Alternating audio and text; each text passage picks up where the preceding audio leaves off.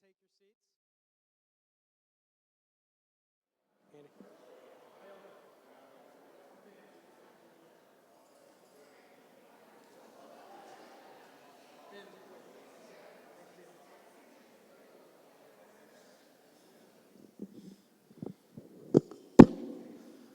All right, everybody. It's 8:30, so it's our start time. Good morning. We're going to begin the program now. Please continue to serve yourselves, but please turn off your cell phones to silent mode.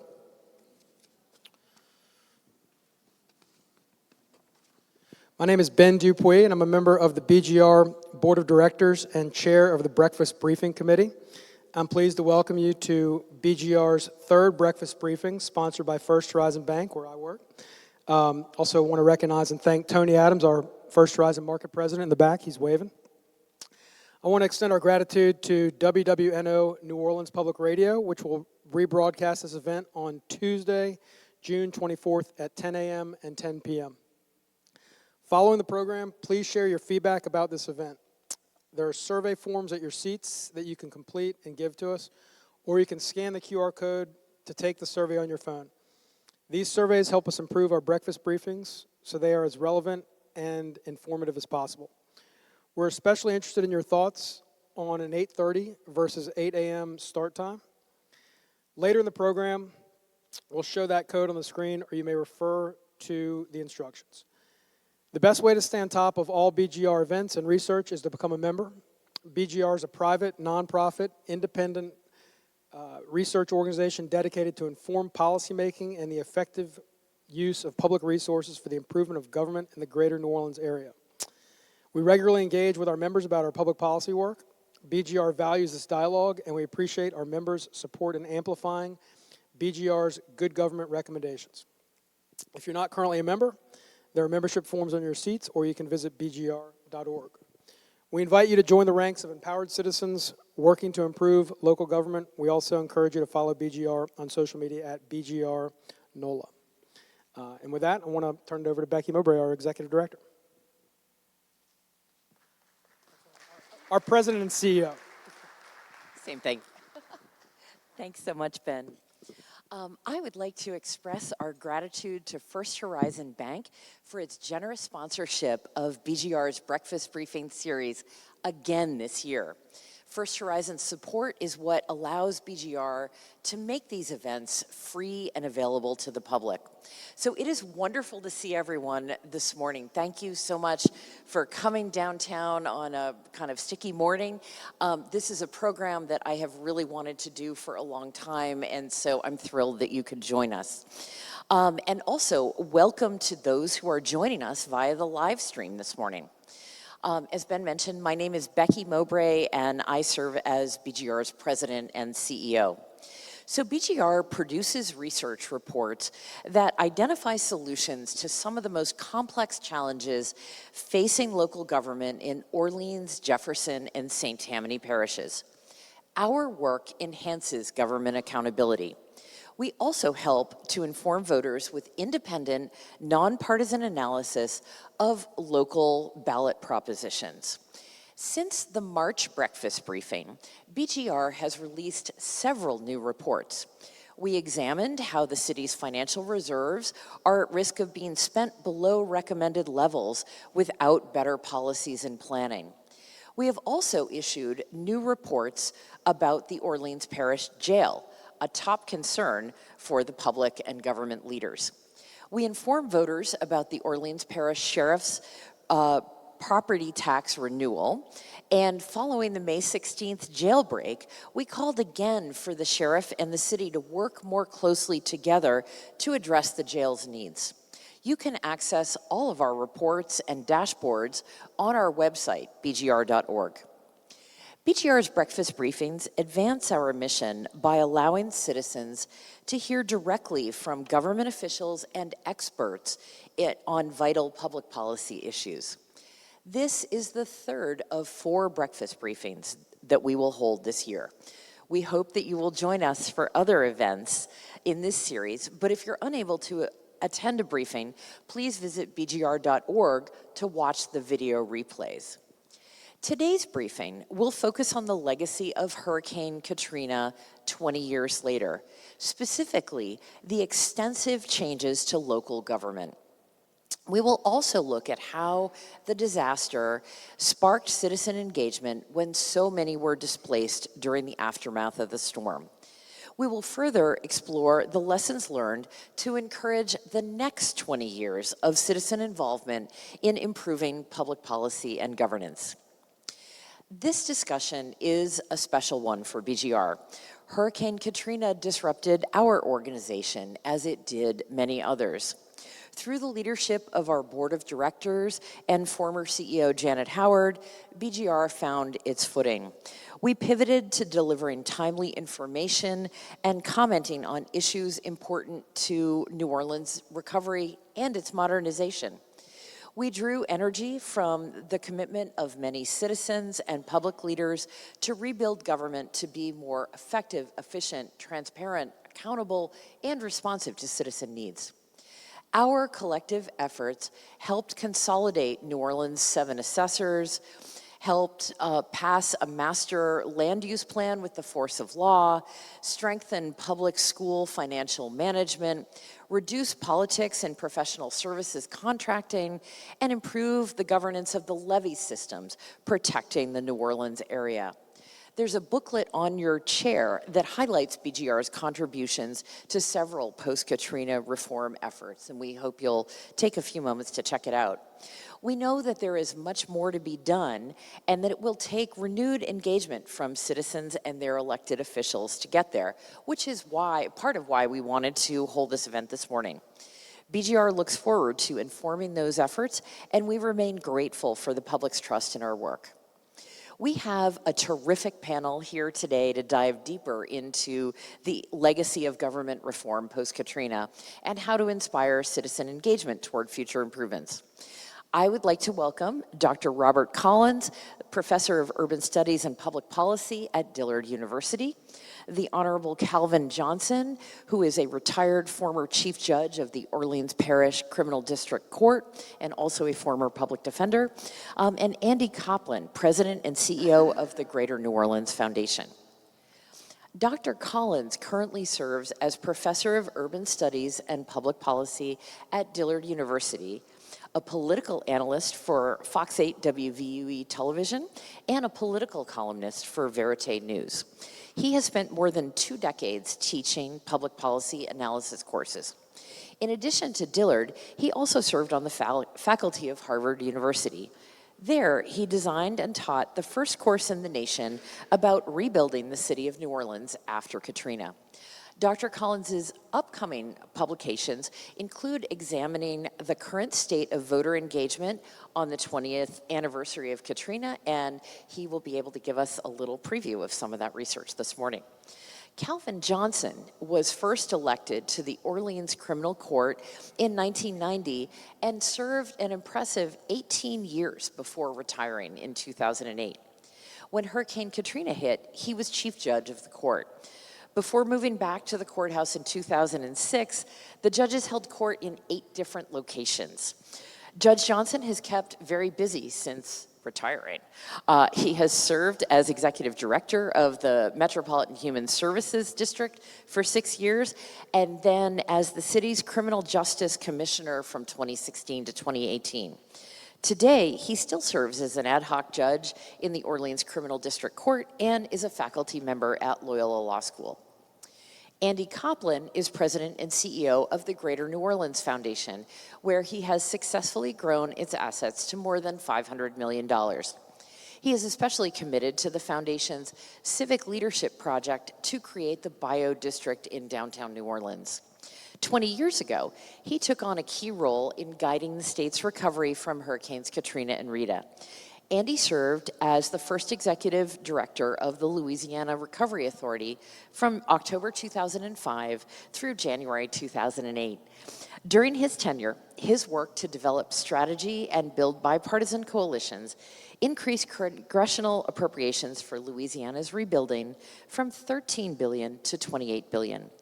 Later, Andy helped spur the recovery of New Orleans government operations and finances as Chief Administrative Officer for Mayor Mitch Landrieu from 2010 to 2016. We are thrilled to have Robert, Calvin, and Andy here with us today. So to provide more time for this conversation, we have placed copies of speaker bios at your seat. At the conclusion of today's presentation, we will be taking questions from the audience. To submit a question, please use your phone to scan the QR code that'll appear on the screen or follow the printed instructions at your seat. The QR code will take you to an online form at bgr.org/QA where you can type in your question.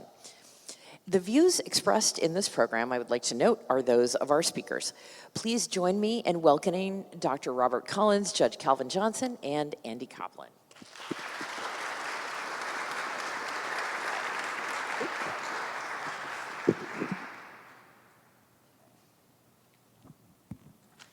Okay, moving over to this chair.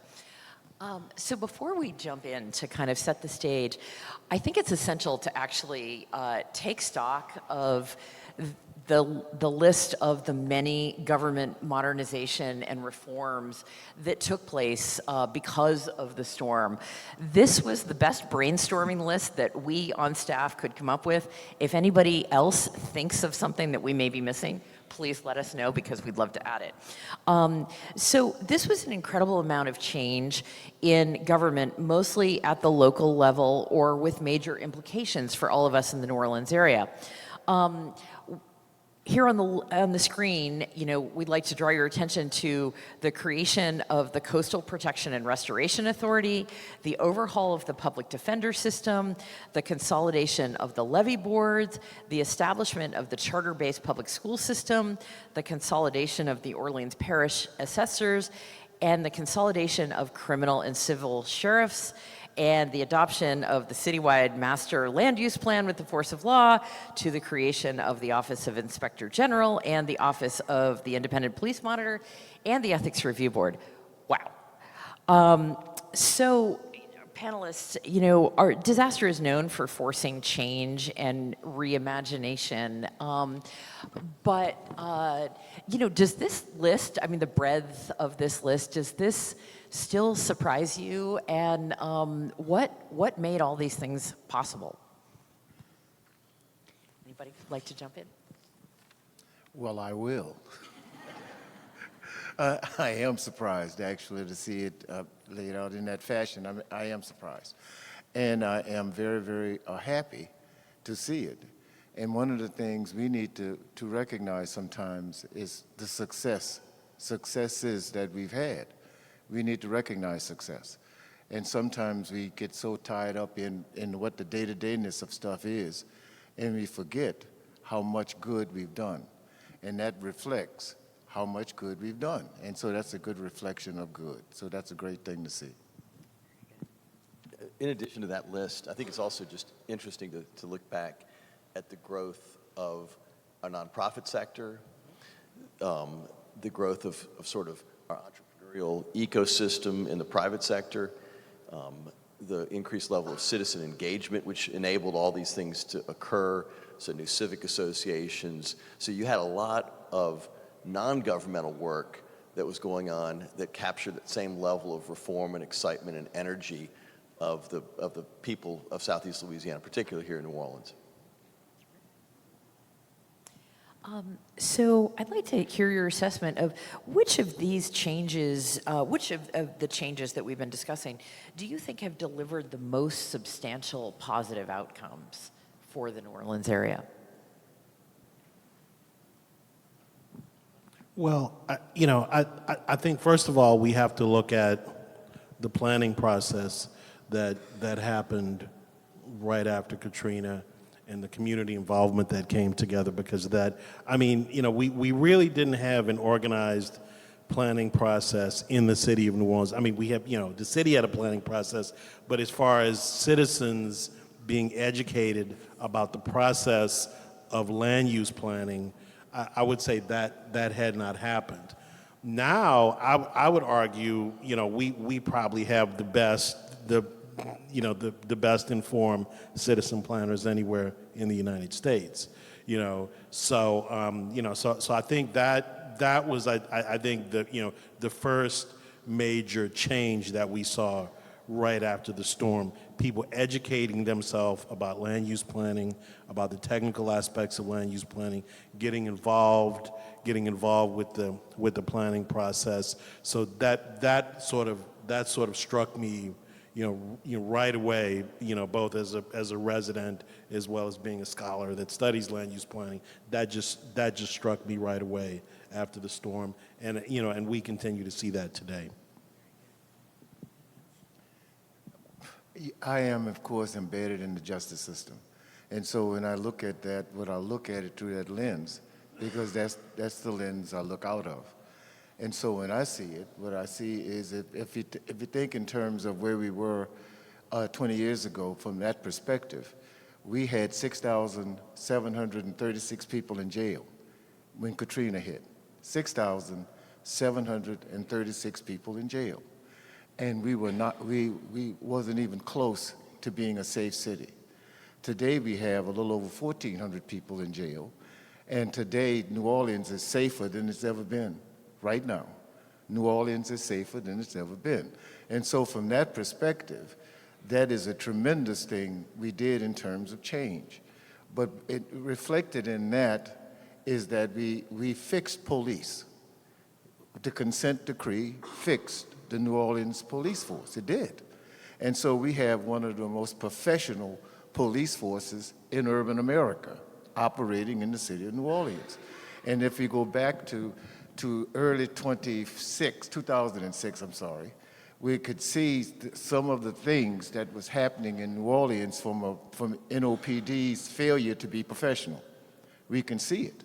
And so we fast forward to today again, and so we live in now a city that is safer than it's ever been in my 50 years of looking at it, safer today than it's ever been. I think another area where there's been substantial improvement in performance is clearly in our public school system, which if you look over the last 20 years, and Doug Harris has done this analysis at Tulane, there's not an urban school district that's made as many improvements in the academic achievements of the students. So graduation rates are up 25%, college enrollment's up 28%, and the number of failing schools went from 61% to 0 last year. Now, I will not fail to acknowledge that those changes were wrenching to our community. They were wrenching to our school district teachers and employees. I think that there's lots of folks who would agree that there were different approaches that could have been used to try to achieve those same outcomes. But I think it's important for us to acknowledge that no school district elsewhere in the country has made that kind of significant improvement in student achievement as we've made here in New Orleans in the last 20 years as well. Have any of the changes failed to deliver the promised benefits? And if so, do you think the change itself was a poor solution, or was it an implementation problem? That's a great question. Arguably, it was an implementation problem in how we implemented change, how we went at doing things in New Orleans 20 years or so ago. And it was, I think more that than anything else, because so much of what we did, we knew before 20 years ago. We knew before 2005 all of that, and we knew all of those things that needed fixing, but we didn't have the wherewithal or the strength or the force to implement. Mm-hmm. And the storm gave us that. Mm-hmm. And so I would think it's the implementation piece. Are there specific things that any of you would point to that kind of fell short of billing and maybe didn't deliver all that was hoped for out of some of these reforms? Well, I think most people are going to say we're disappointed at the current state of flood control in the city. I mean, most people. If you look at the polling, normally one of the biggest gripes of people right now is the Sewerage and Water Board. I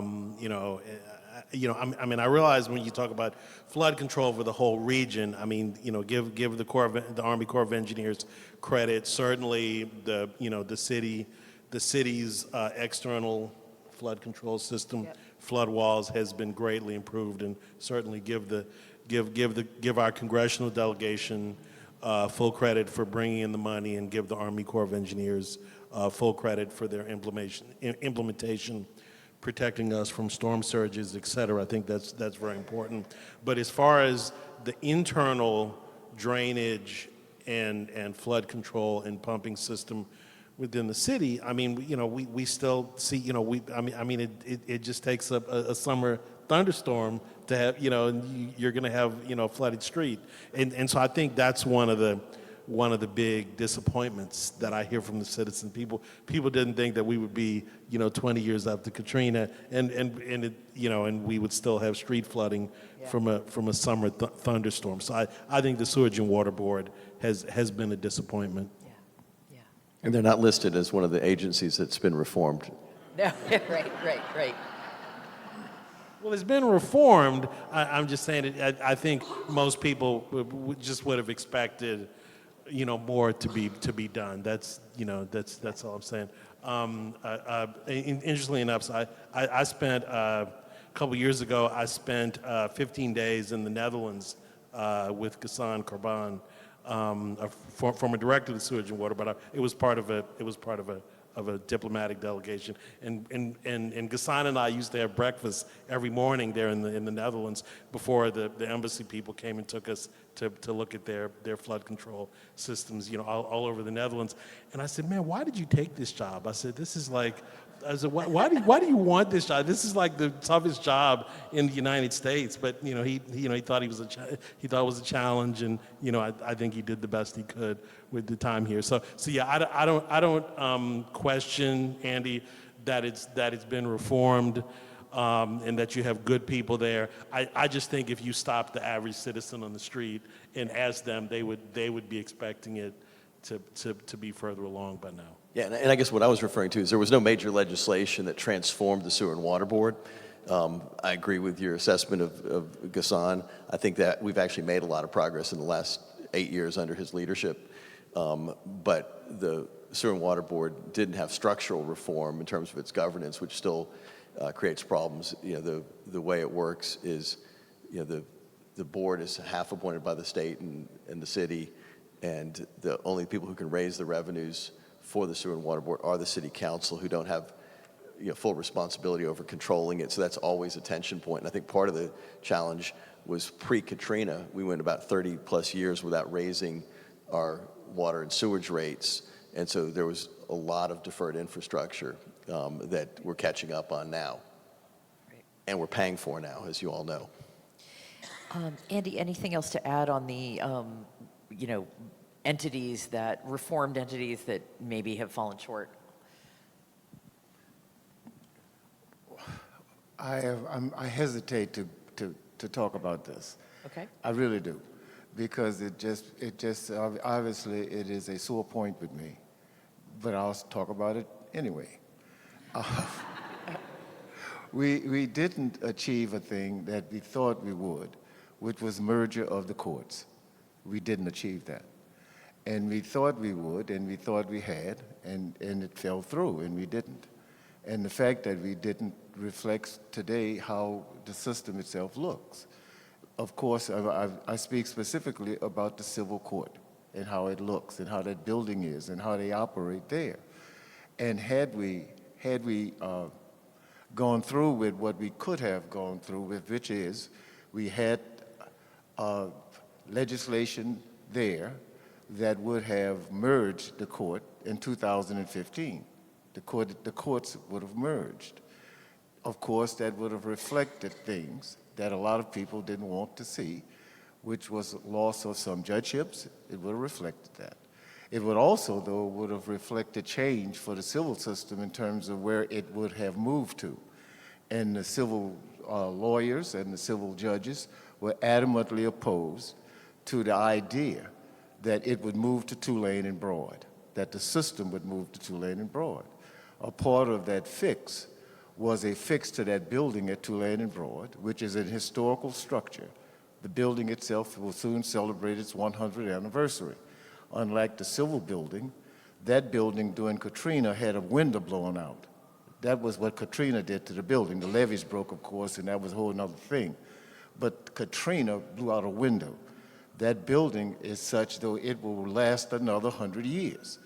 And it had the capacity by design, the way it was designed in 1926, the way it was designed to be expanded. And so the expansion of it has gone on in the building from 5 judges in 1926 to 12 judges today. But the design was such that that building could have been designed, that whole block could have been designed such to include the entire court system in that block. It could have happened.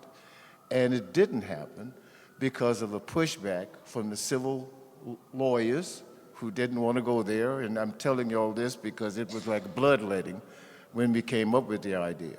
But the civil lawyers who didn't want to go there and the civil judges who didn't want to go there. So today, if in that building, if those judges in that building would break ground on a new courthouse today, they may occupy it by 2030.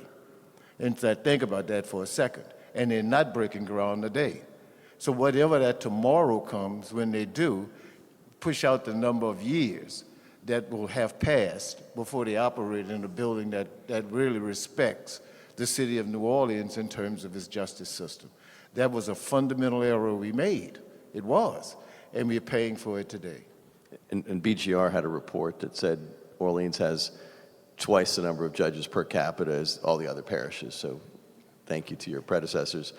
And it has ripple effects on lots of other things. So it's not just the number of judges, but it's the cost of the system, the cost of extra buildings, the cost of retirement benefits. The lawsuit between the DDD and the city and then the school board and the city is all about retirement benefits for non-city employees who are affiliated with state entities. So it's, the DA, the sheriffs, the assessors, the judges are the costs that the city is bearing, and all of us as taxpayers are bearing, that is the subject of a dispute between the school board and the city, but that's the origin of it, and those systems are costly, and we have a more costly system than other folks. Very good. So recently we've seen some backsliding on some of the post-Katrina reforms with regard to public defenders, the levy system, like flood protection boards, and insurance reform. What do you make of this? Wow. Well, yes, we have. But let's recognize in the public defender system, in public defense, we have now a public defender system that includes social workers and advocates for folk that was unthought of 20 years ago, and it operates today. Now, it's a costly process, though, and we have to pay the price of that. And so we are arguably don't want to pay the price of it, but we have to. If in fact we believe in justice, then we have to do that. And so that's a cost that we pay. But it's a system that today works, and it works extremely well. And I'll go back in time. When I was a public defender, there was 11 public defenders in the office. That's 1979. There was 11 public defenders. There was no experts, there was no investigators, there was no social workers, there was none of that.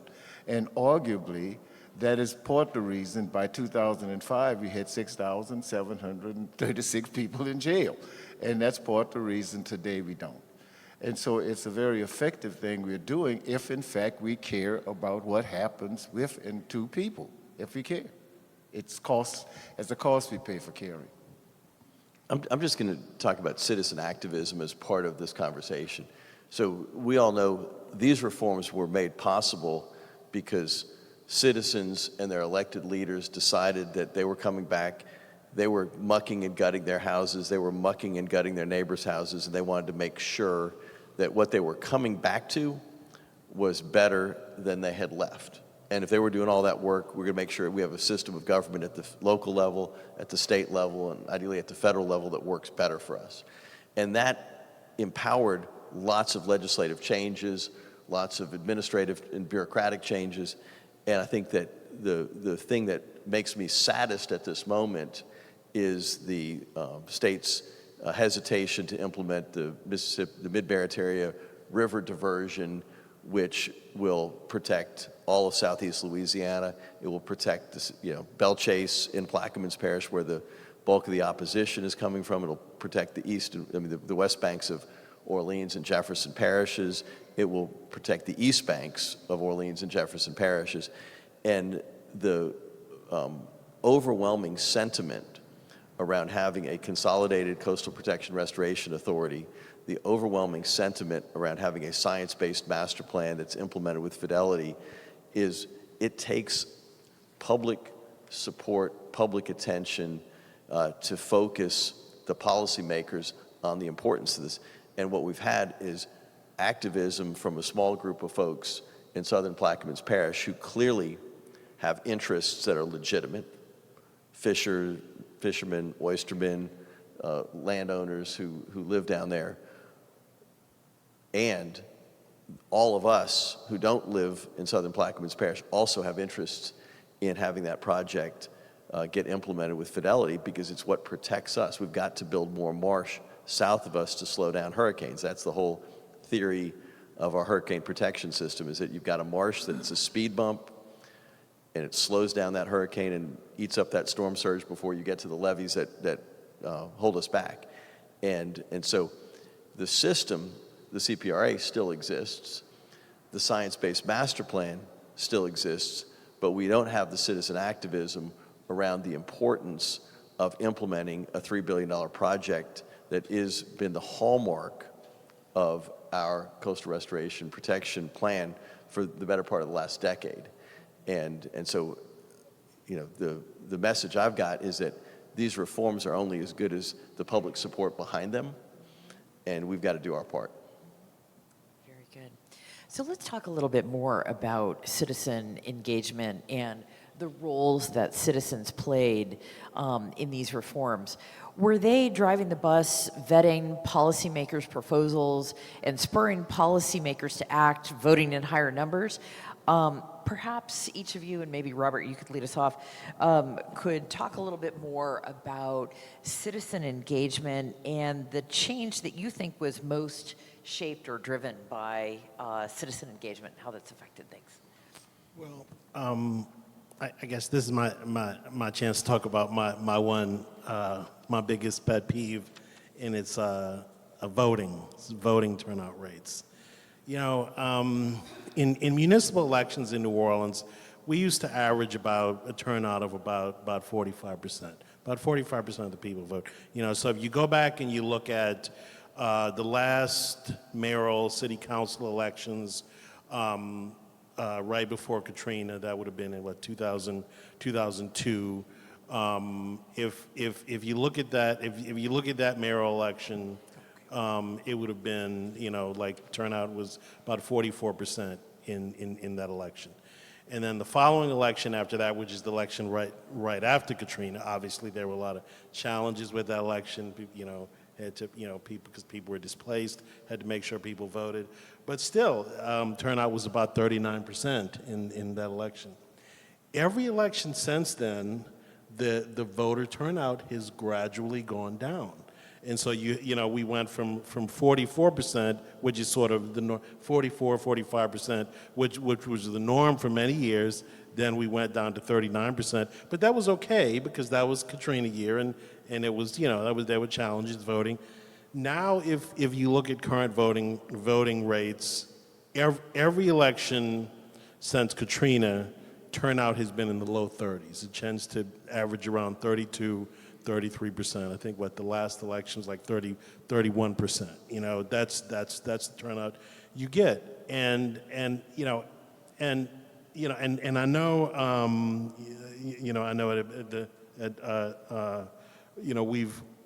we've talked about this before. Probably when it was closer to Katrina and people were, it was sort of a survival issues. People turned out to vote because it was a survival issue. They wanted to protect their land, wanted to protect their house, they wanted to be involved, et cetera.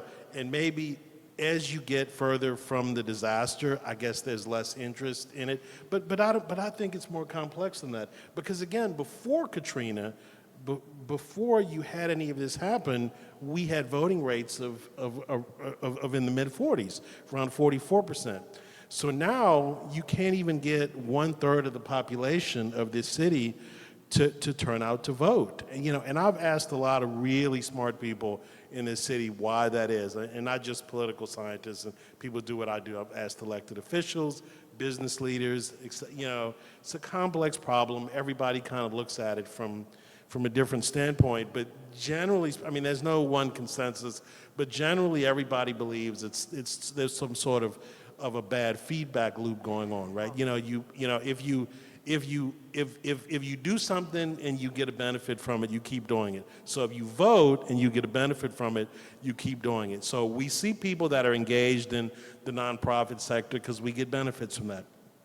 We see people engaged in the education sector, and because we get a benefit from that. We see people engaged in social clubs because social cohesion, we get benefits from that. But I think it's a situation where people have kind of been like let down by the political system before, and so as a result, people disengage, they draw back, and it even shows itself in how many people qualify for office. We used to have double-digit people. Whenever we had a mayor election, you'd have between 10 to 15 people qualifying. In this current election, we have 3 major candidates that have decided, and that's not a knock against the candidates that have announced. I think they're great. I respect anyone who throws their hat in the ring. There's not a knock against them. But normally, in a normal election year, we would have a lot more people running for office. So so the issue, and it is a pet peeve of mine, obviously being a political analyst guy, as well as a former U.S. Senate staffer, former political operative before I became a professor. It's a pet peeve of mine that 2/3 of the city have basically decided that they need to just disengage from the political process. That's not acceptable. We cannot accept that as a people. That is both really troubling and also so interesting because it runs counter to everything that we've been talking about here of citizens getting very involved and as they rebuild, demanding that better systems be built to match those efforts. To anyone on the panel, what can we do at this point about what Dr. Collins is describing? How can we re-engage citizens in shaping our city and, continuing to rebuild the city that we all want to live in? One question, though, is it the population, that 30% that vote, is it this population, that is this aging population that traditionally votes and go out and vote, but is it then that younger population that doesn't show at all, or show in very, very low numbers? But is that part of the thing? And if it is part of the thing, then how do we go at that population utilizing the things that they focused on? That is that thing they walk around in their hands and all that stuff they do with that. But is that how we go? Is that how we re-engage this population of people into the need and the necessity to vote? Yeah, I think we're going to have to do it through social media, through new media.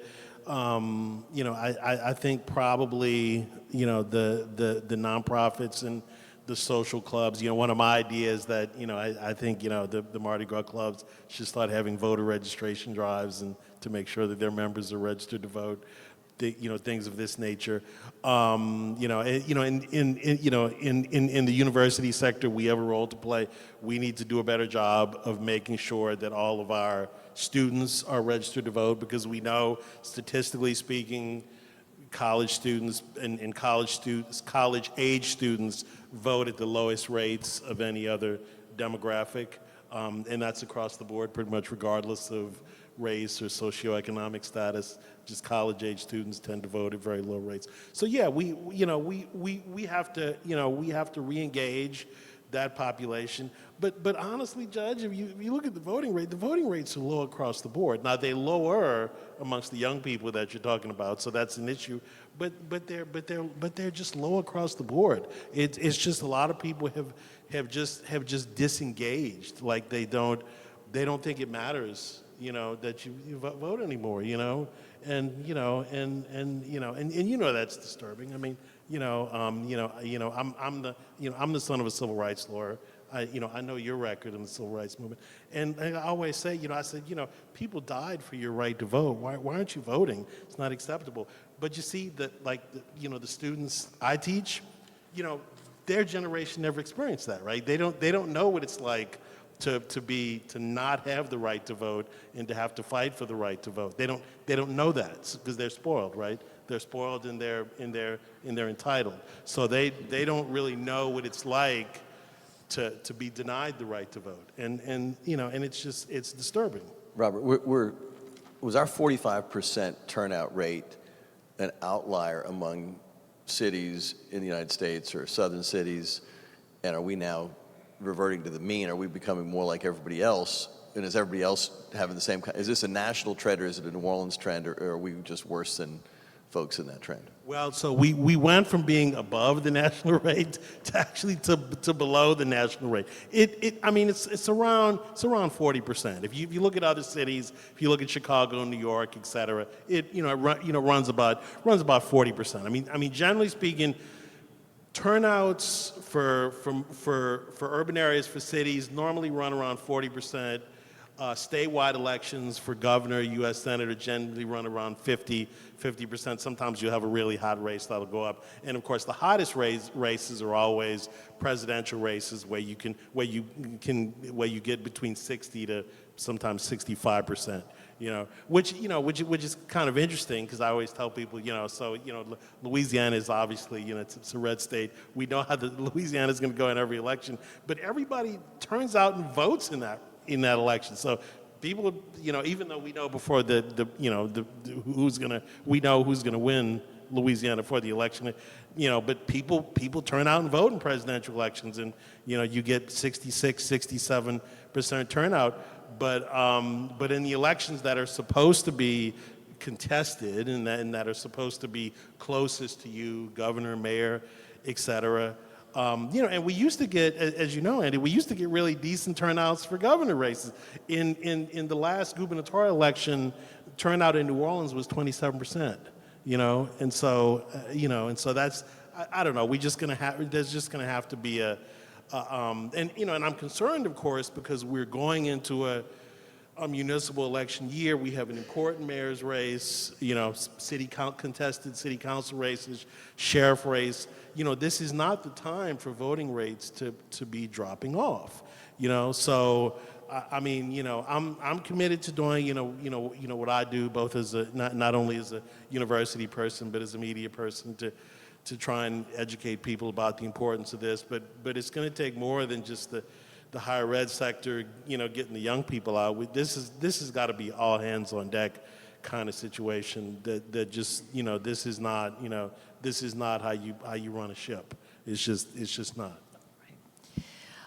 So during this discussion, we've hit on the missed opportunities or things that didn't happen in the case of the consolidation of criminal and civil court, which would have freed up a bunch of resources that we could have put to other things. The idea that the Sewerage and Water Board was not, on the list of reforms at all, that didn't happen. That wasn't anything that even was attempted to happen. As Dr. Collins just referenced, we are in a municipal election year this year. Let's take the opportunity to talk about some agenda setting. What didn't get done after Hurricane Katrina that still really needs to get done that we want candidates for mayor, council, sheriff to be talking about this year? Anybody? So why do you ask these hard questions? I mean, you have two at least very intelligent people up here who can't answer the question. At least two. So that's a great question. Going back to the issue of how we make change, how do we effectuate change? And so if it is through civic engagement, if it's through all these other aspects of things we do, if that's the way we affect change. But is it also the problem we now face is the problem that people are not involved? And to be involved means you really care about who gets elected to offices because you recognize that those people are people who have their fingers on so many of the buttons that affect change. And so if we really concerned about how we will look in 2030, for instance, if we're really concerned about it, then we would be concerned about who will be in play in 2030 affecting change. And that's the people we elect in 25 or 26 or 20, go on. So, but if you're not voting, then we're not participating, then we're not really concerned about change. Judge, let me ask you, do you think the court consolidation could come back up in the legislature at some point in time, or do you think that ship has sailed and just the judges have just torpedoed that and just the legislature is just not going to take it up anymore? I absolutely think it can come back up, and what Andy was saying in terms of the cost, just from a cost perspective of how we operate, the way we operate, should push us towards the need to do what we obviously need to do, is to reduce the size of our system. We obviously need to do it. Well, if that's true, and if we're also concerned about money, which supposedly we are concerned about how we spend money, how we do that, then that should be enough in the next legislative session, for instance, for us to go at that issue and to bring it back up and to actually get it done. We could simply go back to 2006, I think, or 2007, but when the legislation was passed, it would have done it, and we could present the same thing again, but now based on the fact, though, that the cost of what we are doing is so outrageous that we need to do it better and reduce costs. We are going to need to switch over to audience questions. There's so much more that we could discuss here, but I am thrilled that my iPad is lighting up with all sorts of questions from the audience. So thank you very much for submitting these. We really appreciate the engagement in this room. I'll start with one that kind of picks up on some of the things we've been talking about with citizen engagement. Do you think the NOLA Coalition's success in bringing together 500 nonprofit organizations, businesses, and others concerned with crime demonstrates this community's ability to continue to organize for a common purpose? And do advancements in technology since Katrina make this easier today? So I'll start out by saying yes to the question.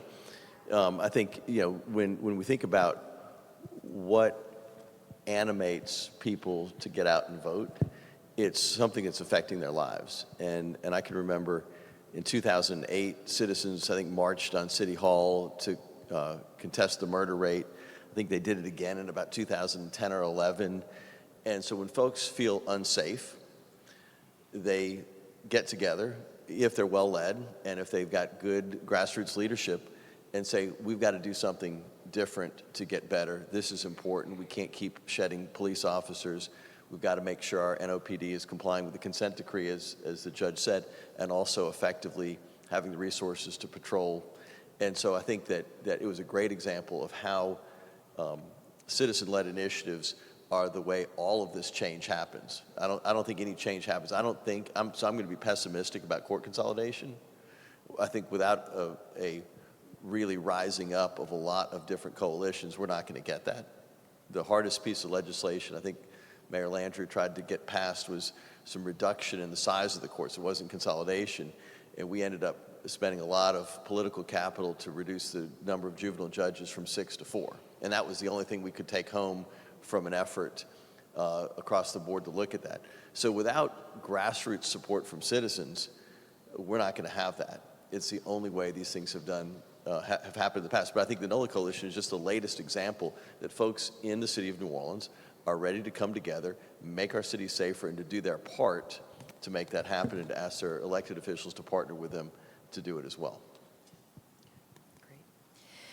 I had a question that I hadn't gotten to ask during the regular session about inclusivity and whether that was one of the missed opportunities after the storm, or how well the city had done in rebuilding from Katrina to make sure that all voices were represented in this. We have a couple of questions that have come in from the audience that are kind of on that theme, and one of them is, reform does not necessarily mean better, particularly when we analyze them for performance indicators.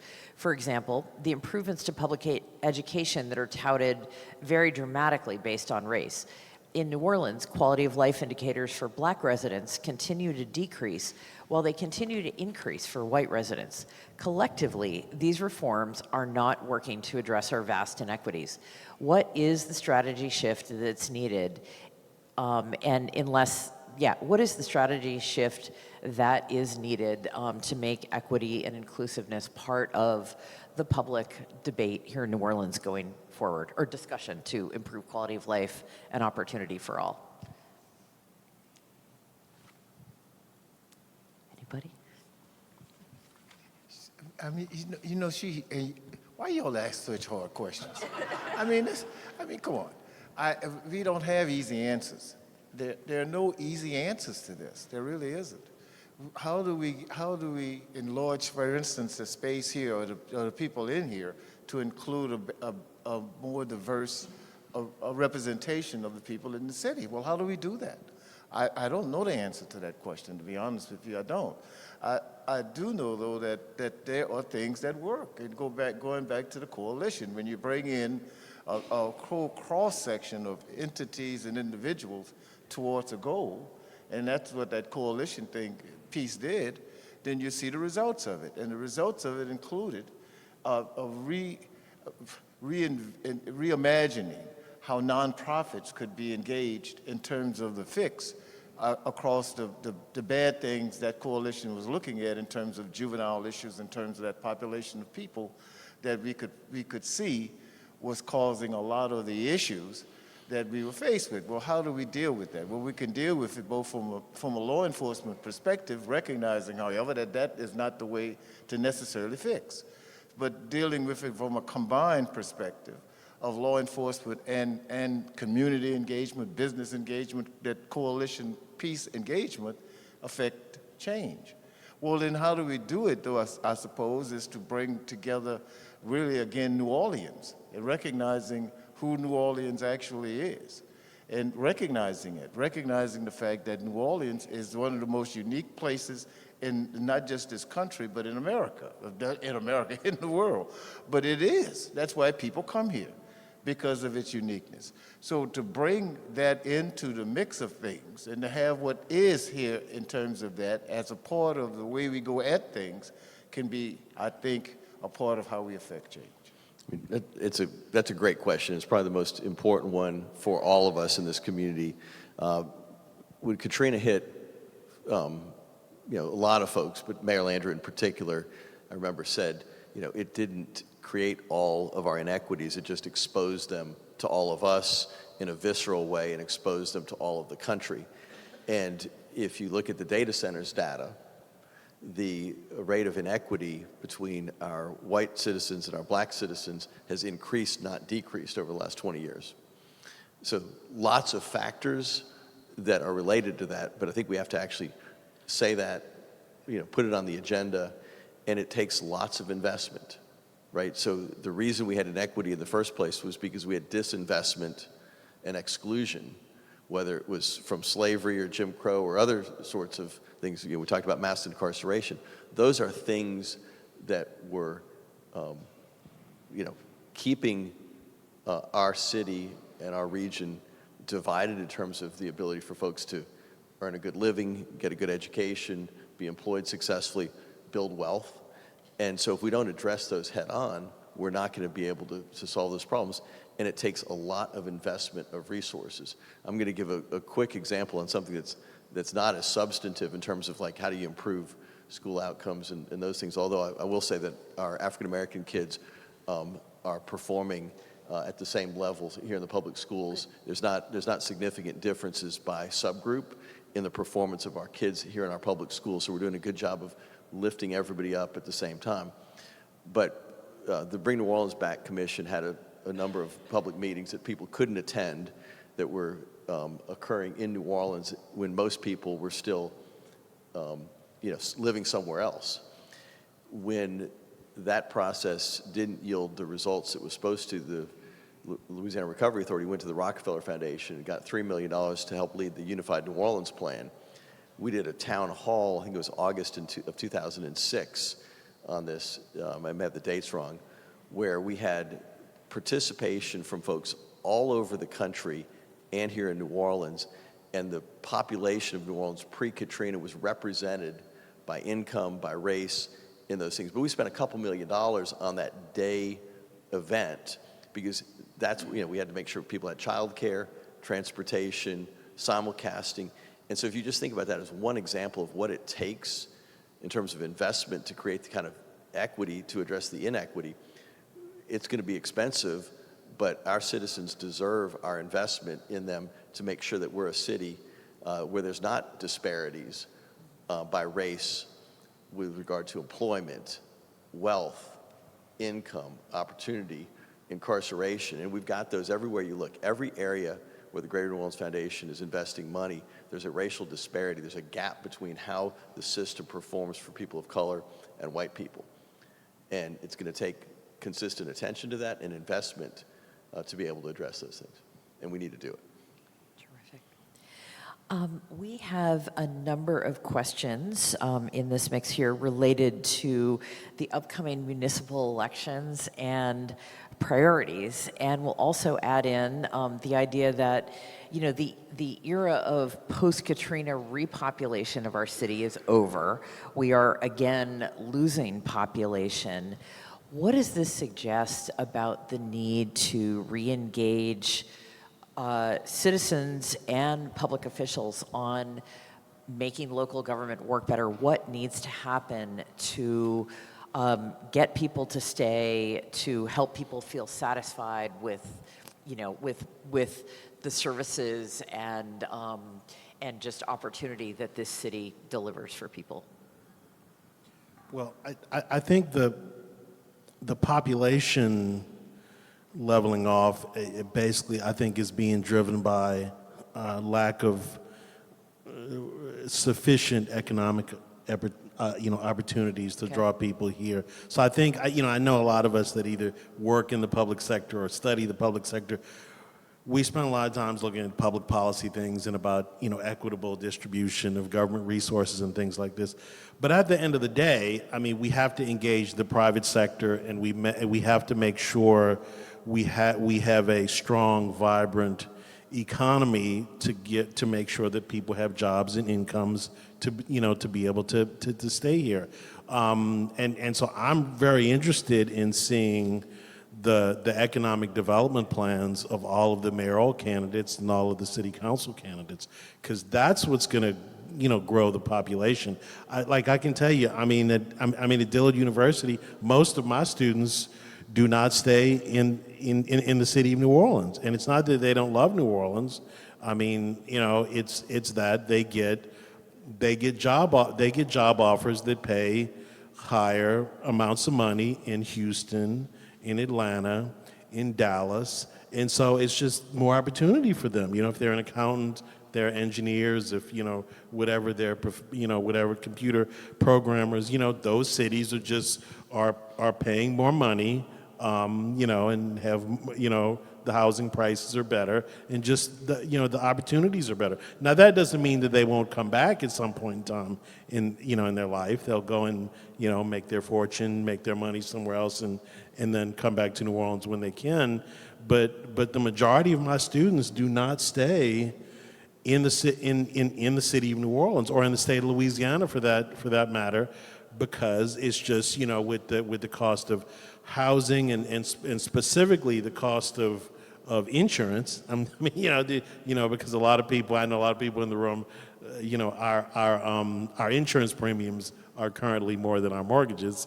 It's just not realistic for them to stay when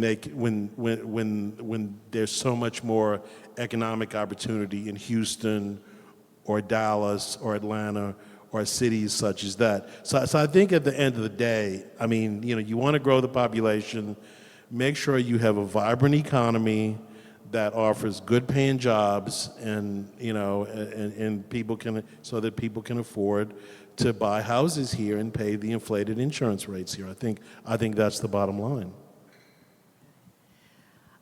Anybody else? We're going to need to wrap up in a second, but anybody else on priorities for an incoming administration council, that what they can do to keep the reforms going, keep people happy staying here? I'm just going to echo what Robert said. I mean, I think that the biggest driver to population is always economic growth. And so we have to have, investments as well as policies that encourage folks to grow businesses here in New Orleans and to be successful. And if we're going to be able to address the city's infrastructure needs, we need to have growth. If we're able to address the city's equity or inequities, we need to have growth. We need to have the resources to help our city prosper. We have not been growing at the rate of other cities across the South. There's lots of reasons for that, from the available land base that we've got, the risks of hurricanes and evacuations, but we've got to figure out how collectively we can grow this economy, so that if we grow this economy, we can make sure that we build and we need to make sure we do it inclusively, so we need to make sure we build a much bigger and more inclusive middle class.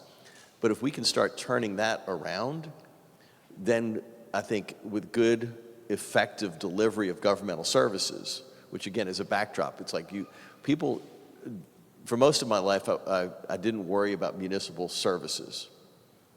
I grew up in a few other places, been here since 2010.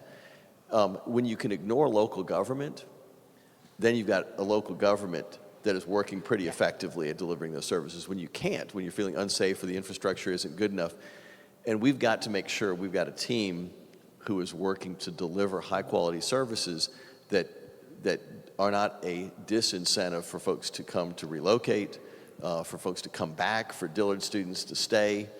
And we've got to grow more jobs for folks that can pay nationally competitive wages right here in New Orleans. That's why I'm pretty excited about the work we're investing in the Biosciences District as a way to diversify our economy and grow, well-paying jobs. That's why we need to continue to invest in our transportation system with, in my opinion, the port, to make sure we don't lose more port transport to other regions of the country.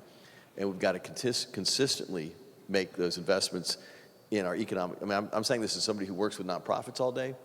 Our philanthropists and our citizens who are funding our nonprofits have more resources when the economy is growing, and we need to make sure it grows, but make sure it grows for everybody. Terrific. I'm afraid that's all the time we have for questions. It pains me to shut this down. Thank you all for speaking with us today. This was a terrific panel. Thanks again to First Horizon Bank for its generous sponsorship of this breakfast briefing. Please complete your survey. You can to take the survey on your phone or fill out the paper survey. It really helps us in planning these in the future. A recording of today's breakfast briefing will be available on our website, bgr.org. It will also be rebroadcast on WWNO New Orleans Public Radio next Tuesday, June 24th at both 10 a.m. and 10 p.m. We hope that this event inspires all of us in this room to engage in solving the challenges that face our metro area. We did it after Katrina, and we can do it again. We look forward to seeing you again at future BGR events. Please continue to check out our new reports at bgr.org, follow us on social media, and consider supporting our work by becoming a BGR member. Have a great day and a terrific summer. Thanks again.